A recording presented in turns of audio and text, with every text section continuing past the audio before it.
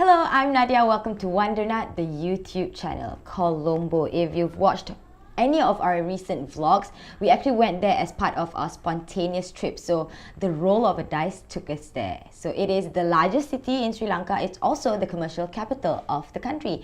So here are the 5 things we think you should know about Colombo.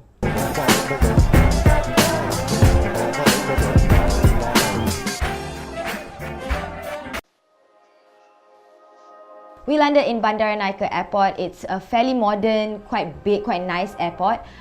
It's about 30 kilometers from the city, Colombo. We took a car and that took us about 40 to 45 minutes from the airport into the city. We highly suggest you using a localized hailing app.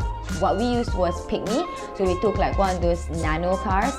But there outside the airport you can easily get taxis or tuk-tuk yourself. And at the airport it was also where we got our SIM card, our local Sri Lanka SIM card at about 8 USD I think. And also if you need visa on arrival, get your visa on arrival before queuing up for the immigration line. So if you see the immigration counters in front of you, it'll be just before that on the right hand side. If it looks like it's not open, don't worry, go and ring a bell, say hello, whatever. And then we got ours for 40 USD per person. You can pay via cash or card, and with that receipt, then you go and queue up at the immigration to get your passport stamped. Taking a tuk-tuk around Colombo is the easiest way to get around and should be one of the cheapest as well. We use the Pygmy app to get our tuk-tuk so that we know exactly the price, how much we're paying the tuk-tuk driver to get from point A to point B. So always use an app rather than using the ones that, the ones where the drivers approach you by the roadside, or rather than hailing one, because you're not sure how much you're supposed to pay for to get to your destination. And always remember that you should know where you're headed, the name of the destination, rather than getting a recommendation from the tuk-tuk driver, because we made this mistake. We told the tuk-tuk driver, that we wanted to go to have dinner somewhere local, somewhere cheap, but instead he brought us to a 5-star fancy seafood restaurant. We ended up not eating there, so we told him we wanted to head back to the hotel straight. But even after telling him that we wanted to go to the hotel, he still made a few pit stops along the way, and when we finally reached our destination, he charged us 5 times or 3 times more than what we were supposed to pay, because he's saying that he's counting all the destinations or all the pit stops along the way. So if you don't want to be scammed or cheated by a tuk-tuk driver like that, always know the name of your destination. Turn on your Google Maps to know that he's not taking you on a longer route or whatever, and he's not making unnecessary pit stops along the way.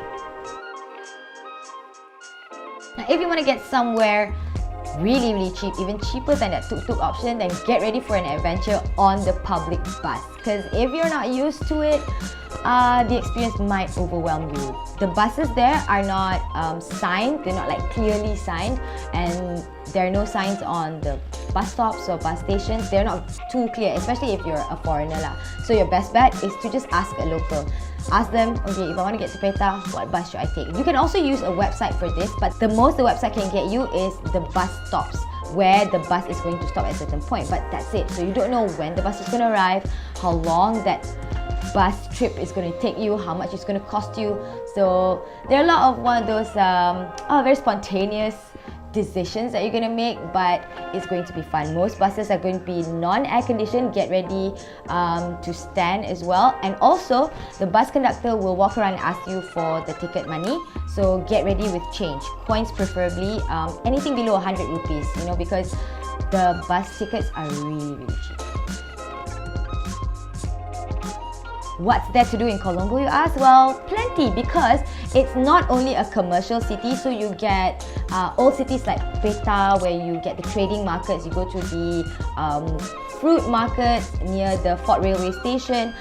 There are also shopping malls and all kinds of places for you to visit, but it is also called an ocean city.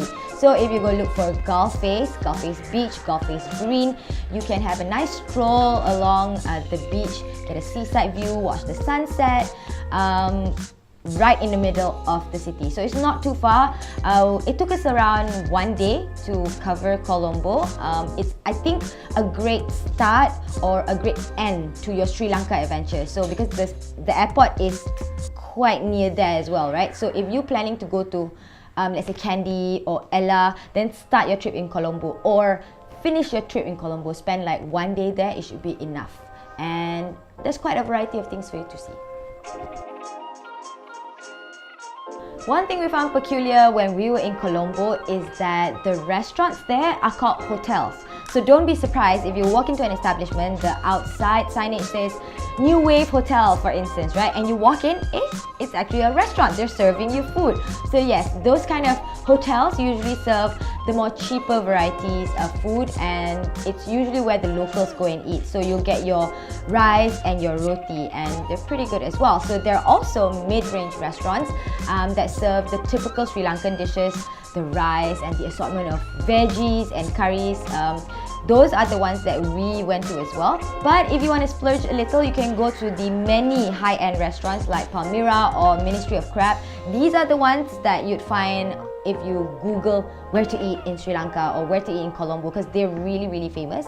And I'm sure the food there is good as well. They serve, I'm sure, international and local Sri Lankan dishes, of course, prepared by their world-class chefs.